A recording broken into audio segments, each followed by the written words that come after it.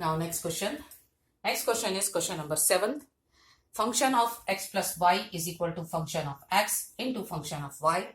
Both x and y belongs to natural number. Function of 1 is equal to 3 and function of x summation of x is equal to 1 to n. Sum given है 1 से लेके n तक का 120. n की value निकालनी है. It means number of term निकालनी है. फर्स्ट टर्म गिवन है आपके पास 3. नेक्स्ट टर्म हमें निकालनी है.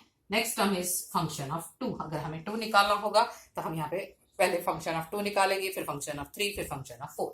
तो फंक्शन ऑफ 2 का मतलब 1 plus 1. This is equal to f1 into f1. Function of 1 is given. This is equal to 3. 3 into 3 is 9. Now third term, function of 3. This is equal to function of 2 plus 1 or 1 plus 2, anyone. This is equal to function of 2, function of 1. Function of 2 is 9, function of 1 is 3, and this is equal to 27. Now function of 4, this is equal to function of 3 into plus 1, या 2 plus 2, anything. 3 plus 1 or function of 2 plus 2, anyone, या function of 1 plus 3. Therefore, this is equal to function of 3, function of 1. ये लिखेंगे तो function of 2, function of 2 लिख लेंगे. This is equal to 27 into 3. This is equal to 81. हमें first term भी पता चल गई, सेकेंड टर्म भी पता चल गई, थर्ड टर्म भी पता चल गई. हमें टर्म नहीं पता, number of terms. First term is 3, second term is 3 का स्क्वायर, थर्ड टर्म इज 3 का cube, and up to n terms. And this is equal to 120. Find the value of n. This is GP series. Here A is equal to 3 and R is also equal to 3 and n is equal to n. Therefore, sum is A 3 की power n minus 1 divided by 3 minus 1 is equal to 120. This is equal to 2. 2 cross multiply and divided by 3. 3 की power n minus 1 is equal to 120 into 2 divided by 3. This is 40. 3 की power n is equal to 81. 80 plus 1. 80 means 3 की power 4. When base is same, power is also equal.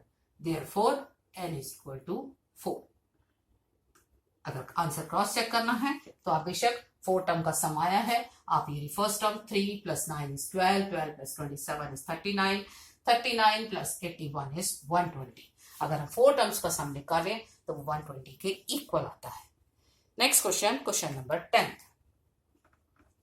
The sum of 3 numbers in GP is 56. 3 numbers हैं GP के अंदर जो कि 56 के equal है उनका सम. If we subtract 1, 7 and 24 from these number respectively, it means first number में से 1 subtract किया जाए, second में से 7 and third में से 21. In that order we obtain an AP. अगर इस तरह से subtract करें तो वो AP में convert हो जाती हैं. पहले हमारे पास 3 numbers हैं, हमें उनका sum दे रखा है. अगर 3 numbers GP के अंदर हैं, उनका सम गिवन है. मैंने कहा अगर सम दे रखा है तो आपको कुछ नहीं सोचना, वही 3 नंबर्स ले लेंगे, ए आर स्क्वायर. प्रोडक्ट दे रखा होता तब हम नंबर्स के बारे में सोचते. यहाँ पे हमारे पास नहीं है तो इसलिए उसने कहा 3 नंबर्स हैं जीपी के अंदर, तो हमने नंबर लिए ए आर स्क्वायर. उनका सम उसने 56 दे रखा है. उसके बाद उसने कहा फर्स्ट नंबर में से 1 सब्ट्रैक्ट करें, सेकेंड नंबर में से 21 सब्ट्रैक्ट करें, थर्ड नंबर में फर्स्ट में से 1, सेकेंड में से 7, थर्ड में से 21. तो वो नंबर्स जीपी के बजाय एपी में कन्वर्ट हो जाते हैं और हमें वो नंबर्स निकालने हैं. तो हमने लेट किया, let the numbers are a r square. Now question number 10. Let 3 numbers in GP are AR square. Sum given है 56.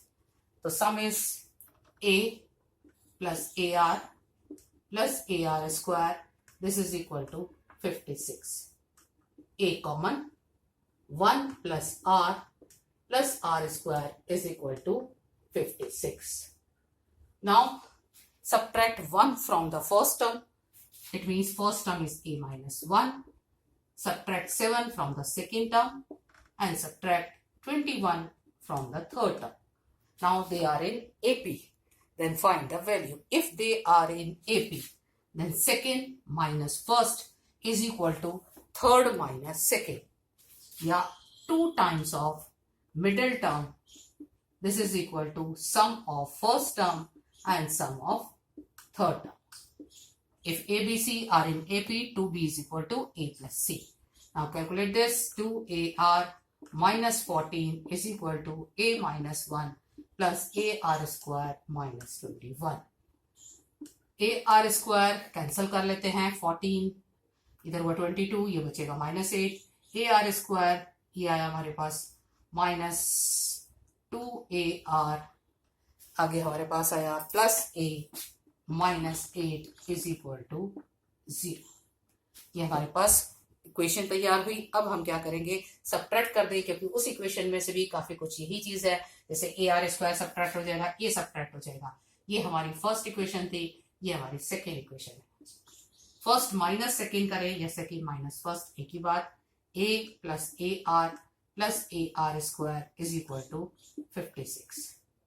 सेकेंड इक्वेशन A यहाँ minus 2AR plus AR square is equal to 8.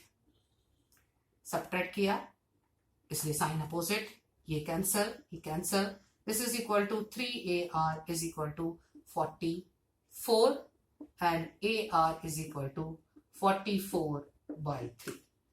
एक relation मिला A और R का. हमारे पास AR is equal to 6, ये आया था 56 माइनस 8 इज सॉरी, ये आया हमारे पास 48.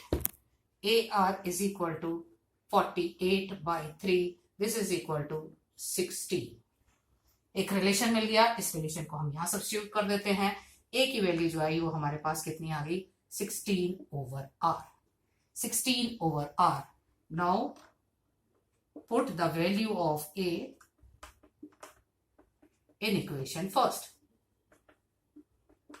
In equation first. First equation में अगर हम A की वैल्यू सब्स्टिट्यूट करें, यहाँ चाहे A की रख लेते, चाहे R की, जो आपको ठीक लगे. A की वैल्यू रखी तो ये आया हमारे पास 16/R 1 plus R square is equal to 56. हमने ये A की वैल्यू यहाँ सब्स्टिट्यूट करी, क्रॉस मल्टीप्लाई, R इधर क्रॉस मल्टीप्लाई हो जाएगा. क्वेश्चन हमारे पास आया कितना, 16 plus 16R plus 16R square. This is equal to 56R. Collect कर ले. 16R square minus 40R plus 16 is equal to 0. Now divide again 4. 8 से कर लेते हैं divide. 2R square minus 5R plus 2 is equal to 0. Now this is quadratic equation in R. Now factor 2R square minus 4R minus R plus 2 is equal to 0. Now common 2R, R minus 2, again minus 1 common, R minus 2, this is equal to 0. R is equal to 2 and half. When R is equal to 2, when R is equal to 2, A is equal to 8. When R is equal to half, A is equal to 32. आपने value दोनों उठा के यहाँ पे substitute कर दी. जो value रखी, A की वैल्यू 2 रखेंगे, R की वैल्यू 2 रखेंगे तो A की वैल्यू 8 आ गई. इसकी वैल्यू अगर हमने हाफ रखी तो उसके बाद उसकी वैल्यू जो आ गई वो 32 आ गई. क्वेश्चन के अंदर सिंपल सी थी, दोनों सीरीज यूज करी कि अगर हमारे पास पहले हमने नंबर लिए जीपी में, सब्ट्रैक्ट करने के बाद वो एपी में कन्वर्ट हो गए, इसलिए एपी की प्रॉपर्टी लगाई. 2 times b is equal to a plus c. जब वैल्यू सब्स्टिट्यूट करी तो वो भी एक इक्वेशन बन गई ए और आर में. पहली भी इक्वेशन ए और आर में थी. 2 इक्वेशन 2 वेरिएबल. अब आपकी मर्जी, जैसे मर्जी सॉल्व करते, चाहे तो वैल्यू रखी या सब्ट्रैक्ट करी, एक ही बात थी. वैल्यू रखने से एक रिलेशन मिला, उस रिलेशन को वापस चाहे फर्स्ट में रखें चाहे सेकेंड में रखें. इक्वेशन रखी, आर की वैल्यू आ गई हमारे पास डबल. आर की वैल्यू दोनों रखी जाएंगी करके तो ए की वैल्यू आ जाएगी. और हम इस तरह से first number, second number, first number हमारे पास 8 हो गया, सेकेंड नंबर हमारे पास 16 और 32, या उल्टा हो जाएगा 32 16. and 8. Now next question. Next question is question number 11th. Question number 11th. A GP consists of an even number of term. मतलब एक सीरीज है जीपी सीरीज जिसमें इवन नंबर ऑफ टर्म्स है, जैसे कि 2 होंगी, 4 होंगी, 6 होंगी. तो जब हमें नहीं पता होता तो जब इवन की बात करेगा तो हम हमेशा 2n लेंगे. अगर ऑड की बात करेगा तो हम 2n+1 या 2n-1 लेंगे. तो क्वेश्चन है a GP consist of an even number of terms. तो हमने किया लेट नंबर ऑफ टर्म्स जो हो गई 2n. नंबर ऑफ टर्म्स कितनी हो गई? 2n. आगे चलते हैं. If the sum of all the terms is 5 times the sum of the terms occupying the odd places. Question क्या कहता है? If the sum of all the terms, it means 2n terms का जो sum है वो 5 times है जो number odd places पे आते हैं. Then find the odd. Odd places का मतलब फर्स्ट, थर्ड, फिफ्थ, ऐसे कितनी आएंगी odd places पे? हमारे पास टोटल हमारे पास बनेगी n टर्म्स. टोटल हमारे पास बनेगी n टर्म्स. तो पहले हम सम निकाल लेते हैं. सम जीपी सीरीज की बात कर रहा है. जीपी सीरीज तो S2n is equal to a r की power 2n-1 divided by r-1. ये तो था 2n टर्म का सम. हमने यहाँ पे जो लिया है वो वैल्यू लगा दे कि हम r की वैल्यू जो ले रहे हैं वो ग्रेटर देन 1 ले रहे हैं. ये तो हो गया 2n टर्म्स का. अब चेक करते हैं कि जो ऑड प्लेसेस पे होंगी वो कौन कौन सी टर्म्स होंगी. जो टर्म्स ऑक्यूपाई करेंगी odd places, terms occupying odd places. जो odd places पे जाएंगी वो हमें चेक करनी होगी.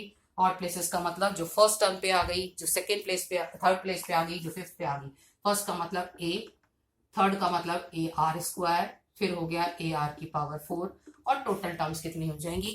जब हमारी टोटल टर्म्स 2n है तो n हमारी ऑड प्लेस पे जाएंगी और n हमारी इवन प्लेस पे जाएंगी.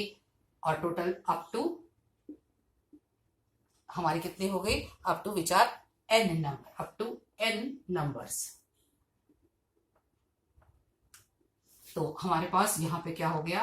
Here a is equal to, तो a है और r की वैल्यू है r² और n की वैल्यू हो गई n.